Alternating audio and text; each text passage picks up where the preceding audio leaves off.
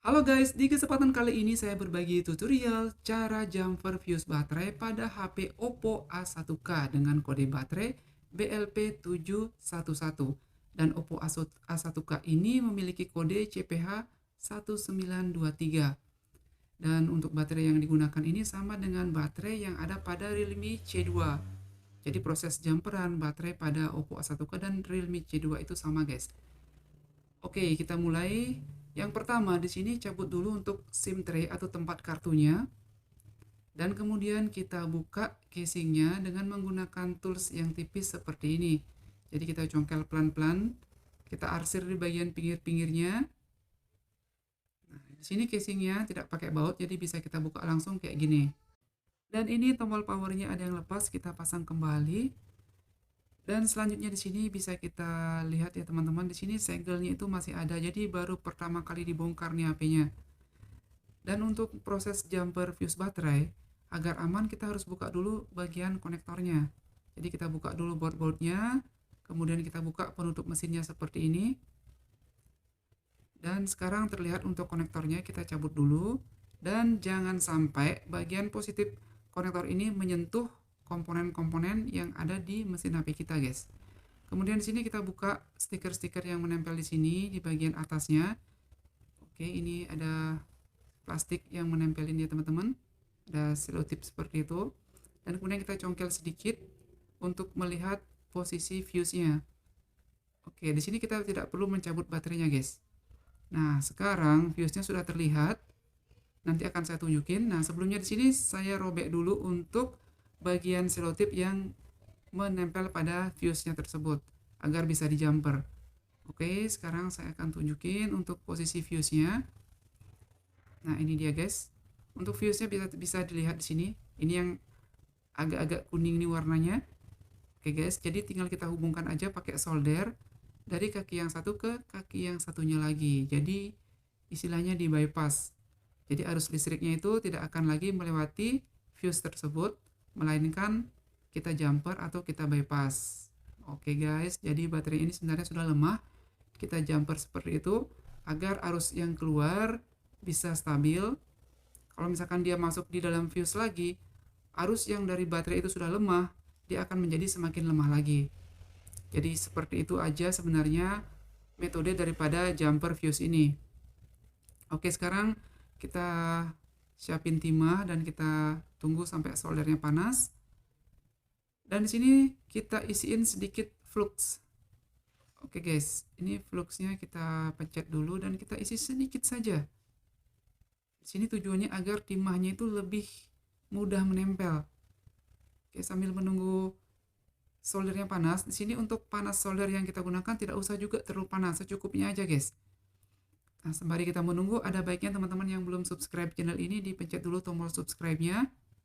Dan untuk yang sudah subscribe, saya ucapkan terima kasih banyak. Semoga rezeki yang dilancarkan ya. Dan jangan lupa untuk menjaga kesehatannya guys. Oke, kita tunggu sedikit lagi sampai soldernya panas. Di sini saya tidak menggunakan kawat jumper karena hasil kerjanya itu akan sama aja, pakai kawat jumper atau enggak. Nah, sekarang ini soldernya sudah panas.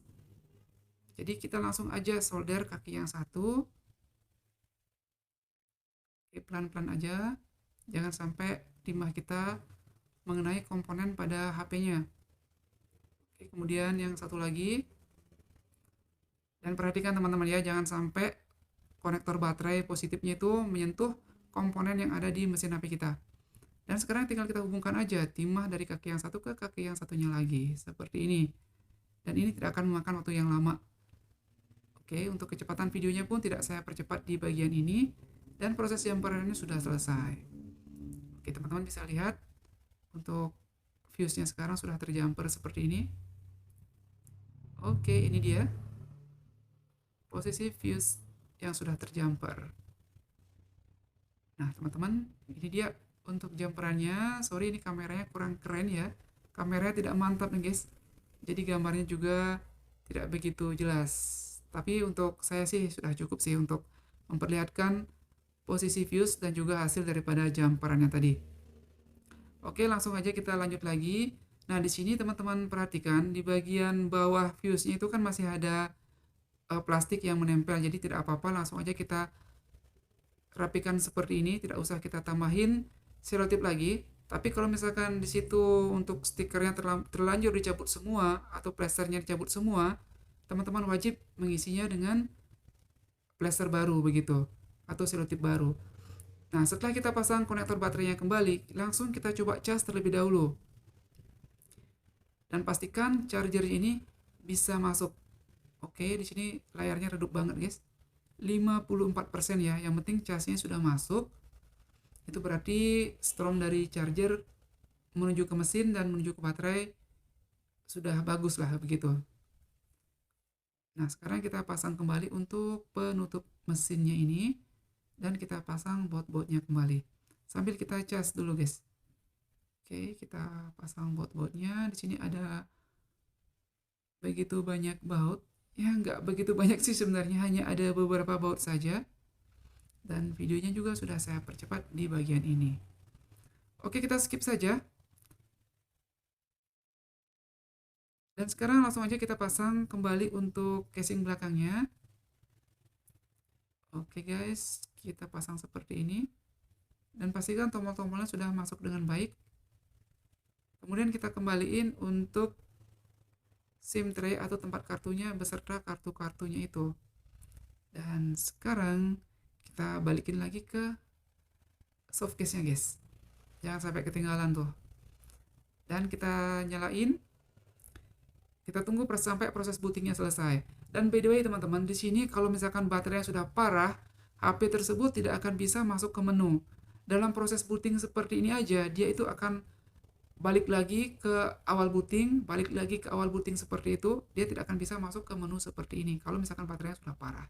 Dan di sini teman-teman bisa perhatikan jaringan seluler dan kondisi baterainya. Oke, sekarang saya coba langsung memutar YouTube nih guys. Saya coba putar YouTube dalam mode portrait dan juga landscape. Dan di sini saya memutarnya cukup lama dan videonya sudah saya percepat nih guys. Ini saya percepat 8 kali. Artinya saya memutarnya dalam waktu yang cukup lama. Di sini untuk memastikan kalau proses jumperan kita itu berhasil. Nah, kalau misalkan kita sudah jumper dan jumperannya itu sudah rapi, artinya kakinya itu sudah benar-benar terbypass, sudah benar-benar tersambung, tapi HP-nya ini masih mati-mati, itu berarti baterainya sudah benar-benar rusak parah. Tetapi tadi kan kita lihat tuh baterainya itu masih kelihatan bagus, masih belum bengkak, dan baru pertama kali dibongkar juga. Nah, itu kemungkinan besar masih bisa dijumper. Dan kalau ngomong soal daya tahan ya, ini baterainya ini bisa tahan cukup lama teman-teman, tergantung pemakaian aja. Saran dari saya sih jangan mengecas HP ini sambil digunakan, jadi HP-nya itu dimatiin dulu, kemudian baru dicas. Dan ini sudah cukup lama muter YouTube, HP-nya normal aja, nggak ada mati-mati lagi. Dan sekarang untuk pengisiannya pun sudah bisa penuh 100%. Nah, ini adalah tanda kalau baterainya itu masih bisa kita gunakan lagi. Nah, sekarang kita coba nyalain lagi. Dan teman-teman di sini untuk satu tips dari saya, kalau misalkan HP ini sudah terlalu lama, ada baiknya di reset supaya proses bootingnya nggak begitu lama dan baterainya pun bisa kembali awet begitu. Karena kalau HP sudah terlalu lama, akan banyak sekali cache pada sistem yang menyebabkan HP ini boros baterai atau boros dengan daya seperti itu. Jadi sesekali di reset dan dibersihkan. Baiklah guys, sekian saja video tutorial kita kali ini. Semoga bisa memberikan inspirasi dan juga bisa bermanfaat tentunya. Terima kasih banyak sudah menonton dan terima kasih banyak juga sudah mensubscribe channel ini.